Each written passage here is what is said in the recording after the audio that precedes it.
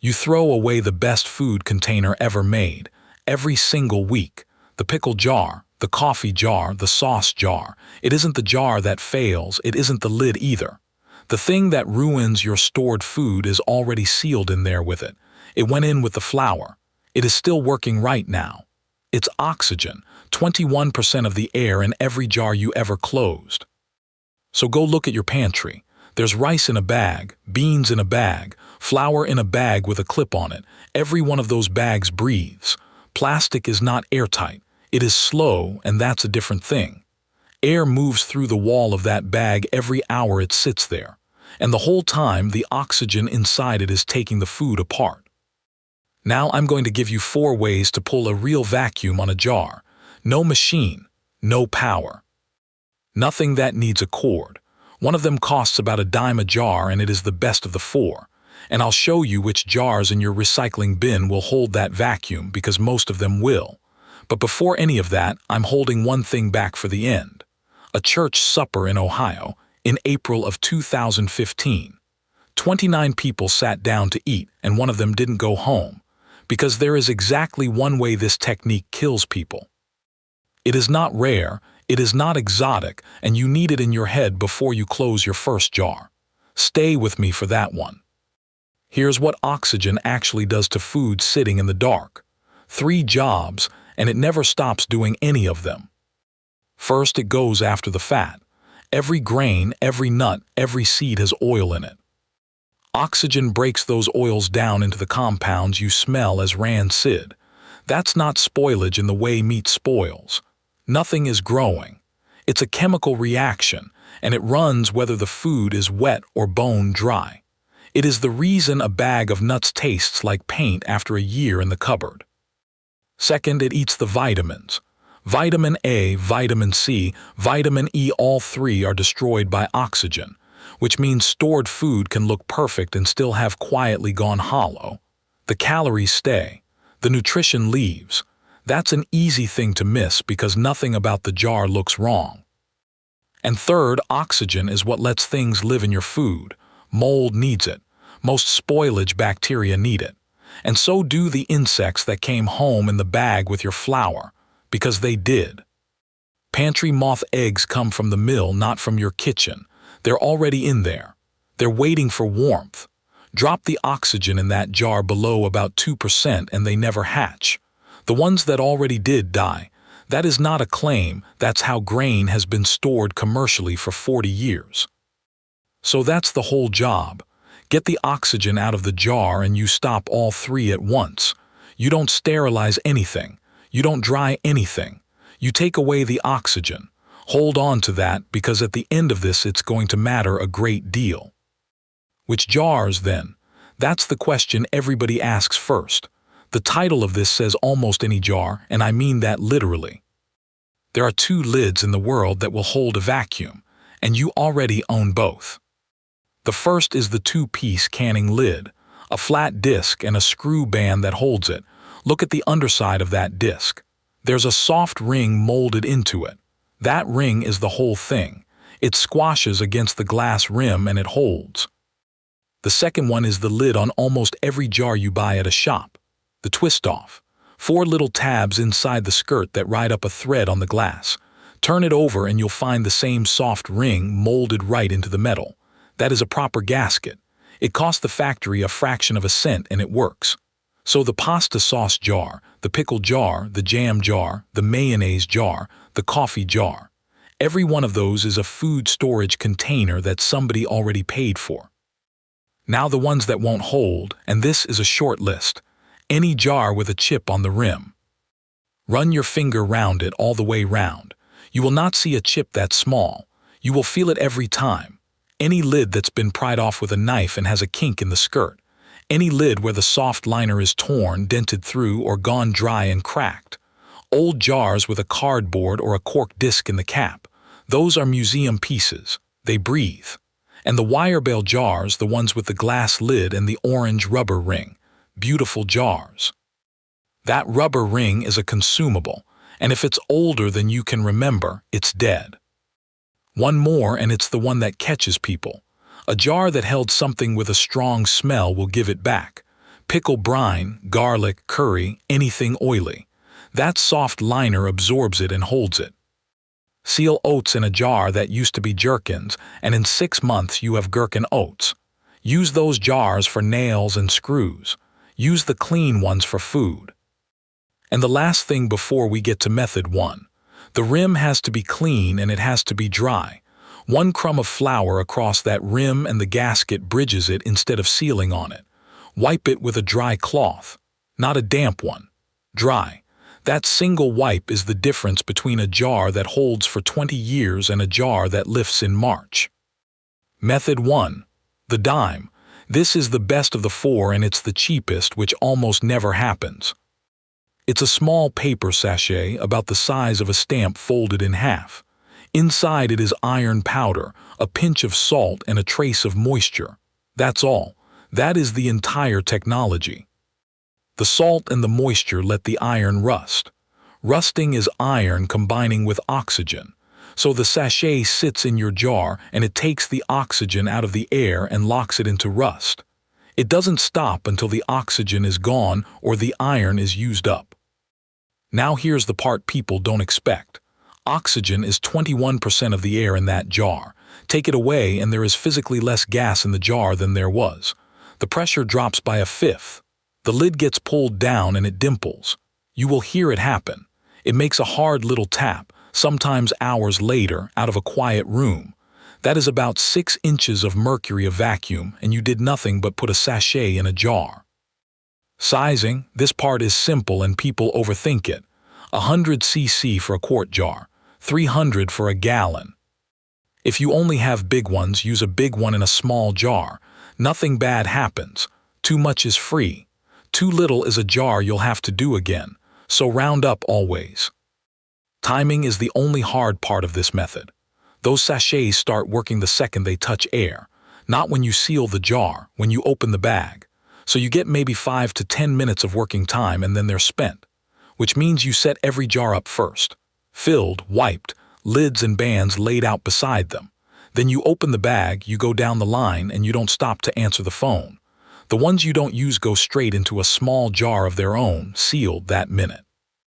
Not a bag with a clip, a jar, same rules as everything else in this video. Then you test it, and the test is your hand. Next morning, press the middle of the lid with your thumb. It should be hard down and it should not move at all. No give, no click. If it clicks up and down, it didn't take. Check the rim, use a new lid, do it again. And here's the real test. Take the screw band off entirely and lift the jar by the flat lid alone. A quart of rice hanging off a disc of tin. If it holds, you're done. If it doesn't, better you find out on the bench than in 4 years. 2 things this method will not tolerate, and they're both worth knowing. Do not put one in with sugar. Do not put one in with salt. Sugar and salt hold a little moisture, and that moisture is the only thing keeping them loose. Pull it out and you get a solid block you have to break with a chisel. Sugar and salt don't need it anyway. Nothing grows in them, just seal them dry. And the second one. These take out oxygen. They do not take out water. If the food goes in damp, the sachet will do its job perfectly and the food will still be ruined. We'll come back to that because it's the mistake I see most. Method 2. The pump. This is the one that feels the best and it's the one most people should own. A hand pump with a trigger, a hose, and a little gauge on it. You'll find them sold as brake bleeders in the motor trade for $20 or $30. Same tool. Squeeze the handle, it pulls air out of whatever the hose is on. You put a shallow plastic cup over the jar lid, the hose on the cup, and you squeeze. 12-15 pulls. You watch the needle climb and then you stop. A good hand pump will take that jar to 25 inches of mercury. For comparison, the sachet gave you 6. 4 times the pull instantly, and you can do it again tomorrow for nothing. It never runs out. There's no consumable. That's the case for it, and it's a good one. But here's where it gets interesting, and this caught me out for years. The pump is not actually better at the job. Think about what each one removes. The pump takes out air, all of it in proportion. Nitrogen, oxygen, everything evenly. So at 25 inches, you've removed about 5/6 of the air in there. which means a sixth of the original oxygen is still sitting in your jar. The sachet doesn't do that. It takes out one gas and it takes out effectively all of it. Weaker vacuum. Almost no oxygen left. And oxygen was the whole problem. So if you're keeping something for 20 years, use the sachet. If you're keeping coffee for 6 weeks, use the pump. Because you can pull that jar back down again every single time you open it. And if you want the best jar you can make, do both. Pump it down first, then drop the sachet in and close it. Belt and braces. Costs you a dime and about a minute. Method 3. Heat and nothing else. This is the oldest one, and it needs nothing you don't already own. It is also the one I am going to be most careful with, so stay with this bit. The physics is honest and it's simple. Air expands when it's warm. Warm air in the jar means fewer molecules of it in there. Close the jar hot. Let it cool. The air shrinks back down and the lid gets pulled in. Warm the air in that jar from 70 degrees to 210. Then close it and let it come all the way back down to 70. The pressure inside falls to about 4/5 of what it was. 6 inches of mercury. The same pull the sachet gave you, out of nothing but a temperature change. Now the careful part. What I've just described is what people call oven canning or dry canning, and the Department of Agriculture does not recommend it. I'm not going to pretend otherwise. 3 reasons, and all 3 are real. 1. Canning jars are made for wet heat, not dry oven heat. Dry heat goes into the glass unevenly. You can put a stress crack in a jar that you cannot see. It'll sit on your shelf for a year and then let go while you're carrying it. 2. That soft lid ring is designed to seal against steam. Dry heat can bake it hard. It'll seal on the day and quietly give up 8 months later and you won't be watching. 3, and this is the important one. Oven heat does not sterilize anything. It pulls a vacuum, that's all it does. Do not let the heat fool you into thinking otherwise. So where does that leave it? It's the weakest of the 4 and the only one with a way to hurt you built in. If you use it at all, use it gently.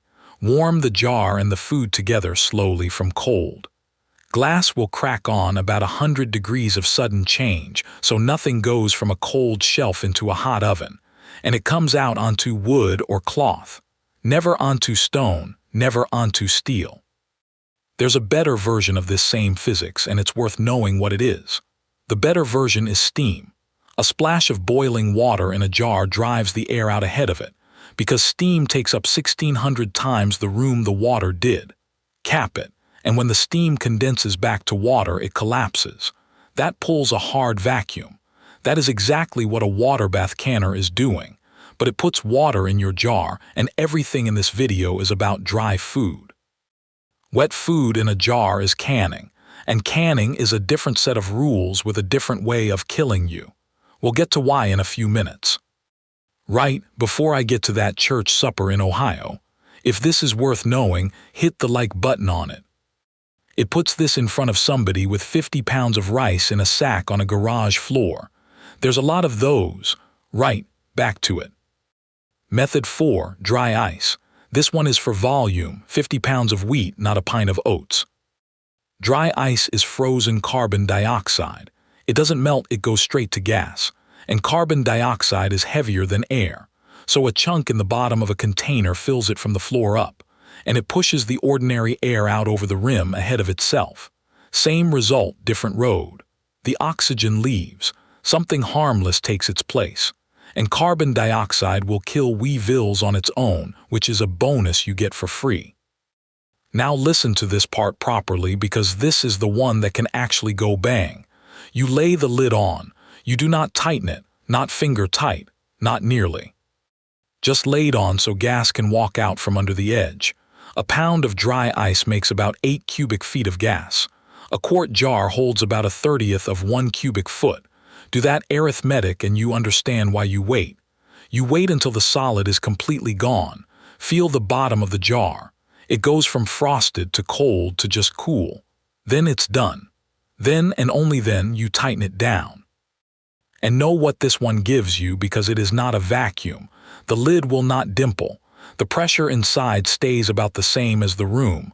What changed is what the gas is. You swap the oxygen for something inert. For the food, that's the same win. For your eyes, there's nothing to see, and that bothers people. It shouldn't. The jar's fine. So what actually goes in the jars? White rice, pasta, dried beans and lentils, rolled oats, white flour and cornmeal, sugar and salt with no sachet, powdered milk, coffee beans, dried herbs, nuts and seeds, dried fruit, hard candy, crackers, jerky that's properly dry, dry dog food which goes rancid faster than anything else on this list, matches, paper, cartridges, anything you want dry and unchanged in 5 years. And now the rule that governs all of it. The food has to be under about 10% moisture before it goes in.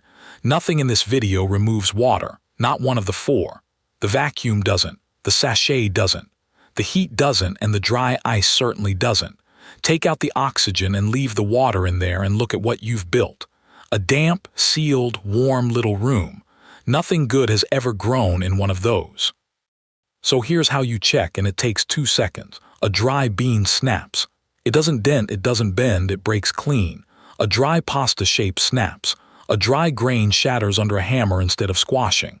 Dried fruit is the awkward one because it's meant to stay leathery. Squeeze a piece hard. If you get a bead of moisture on your thumb, it is not ready. Put it back in the dryer for another 2 hours and check it again. It costs you 2 hours. The other way costs you the jar. And a couple of things that are dry and still won't keep because it's honest to say so. Brown rice, whole wheat flour, anything whole grain. The oil in a grain lives in the germ, and whole grain flour has the germ ground right through it. Take the oxygen out and you slow the oil going off. You don't stop it. White rice sealed properly goes 30 years. Brown rice goes a year or 2 and then it tastes like a paint tin. Same jar, same sachet, same shelf, completely different food. Nuts are the same story. Sealing them helps enormously. Cold helps more. Do both if you can. Now the part I told you about at the start. There is one way this technique kills people, and it is not obscure. The bacterium is called Clostridium botulinum. It lives in soil and in dust. It is on the outside of every vegetable that ever came out of the ground. You have eaten it 1,000 times and it did nothing because in air it does nothing. It sits as a spore. Hard, patient, and it will sit like that for years. It needs 4 things to wake up and start making poison. No oxygen, low acid, moisture, and a bit of warmth. Read that first one again. No oxygen is the entire point of everything I have shown you in this video. You are, deliberately and skillfully, building the exact room it has been waiting for. On dry food that is completely fine because you never gave it the moisture, and moisture is not optional for it. On anything wet, it is not fine at all. So here is the list. This is the one to remember out of the whole video. Fresh mushrooms. Never under any circumstances. Garlic in oil, herbs in oil, any vegetable in any oil, fresh vegetables of any kind, raw or cooked, it makes no difference. Potatoes, and I want you to hold on to potatoes for 2 more minutes. Cooked rice, cooked pasta, anything cooked and cooled down. Meat, fish, soft cheese, eggs. And anything at all with a wet surface. If you wipe it and the cloth comes away damp, it does not go in a sealed jar. And here is why it kills careful people rather than careless ones. Botulinum toxin does not smell. It doesn't cloud the liquid. It doesn't fizz. It doesn't push the lid up. The jar looks right. It looks better than right. It looks like a jar you did well. Every sense you have will tell you it's fine, and every one of them is wrong. And it is not a fridge problem you can outrun either. One strain of it grows down to 38 degrees. That is colder than most people's refrigerators run. So the plain version of the rule. If a food would go off on your kitchen counter inside a week, a vacuum will not save it. It will make what goes wrong worse, and it will hide it from you while it does. And if you want proof this isn't me being cautious, go and look in your fridge. The chopped garlic and oil in there has acid added to it. Phosphoric or citric. Read the jar. The Food and Drug Administration made them do that, and they made them do it because of exactly this. That jar is safe because a chemist made it safe, not because it is in a jar. Which brings me to Ohio, April 2015. A church in Lancaster, Ohio, a Sunday potluck supper. Somebody brought potato salad, made with potatoes that had been home canned the year before. Those jars had sealed, every one of them. The lids were down hard. 29 people got sick. A woman in her 50s died. It was the largest outbreak of botulism in the United States in about 40 years. And here is the mechanism, because it's the same one I've been describing for 20 minutes. Those potatoes had been canned in a pot of boiling water. Boiling water is 212 degrees, and it cannot go any higher. That is physics, not carelessness. Botulinum spores walk through 212 degrees without noticing. You need about 240 to kill them, and you only get that under pressure. So the jars sealed beautifully, and sealed is exactly what the bacteria needed. The seal was never the safety. The seal is just a seal. It keeps things out. It has never once made anything safe, and every single method in this video makes an airtight jar. Not one of them makes a sterile jar. Not the sachet, not the pump, not the heat, not the dry ice, which is the whole reason the list is dry goods and only dry goods. So let me be straight with you about what this actually buys you. On dry food, it is enormous, and I don't want the warnings to have talked you out of it. White rice in a bag in a cupboard is good for a year or two. The same rice in a wipe jar with a dime sachet in it is good for 30 years. Wheat, beans, pasta, oats, sugar, salt. All the same story. That is the single best return on 10 cents anywhere in a house. And here's what it does not do, plainly. It does not sterilize. I've said that 3 times now and I'll leave it there. It does not dry anything. Wet in, wet forever. It does not fix food that was already old. Seal stale flour and in 10 years you have sealed stale flour. And it does not kill mold that was already in there. It slows it down and it hides it. The numbers I've given you assume proper storage, and that means 3 things. Cool. Every 18 degrees warmer roughly halves the life of what's in the jar. A jar on a garage shelf through a hot summer is not getting 30 years. It might get 8, dark. Light goes through glass and takes the vitamins the oxygen didn't get. A cupboard, a cardboard box, a curtain across the front of the shelf. Any of those work and they all cost nothing. And off the floor. Concrete sweats and concrete is cold. Both of those find their way into a jar. A board and 2 bricks solves it. That's the whole solution.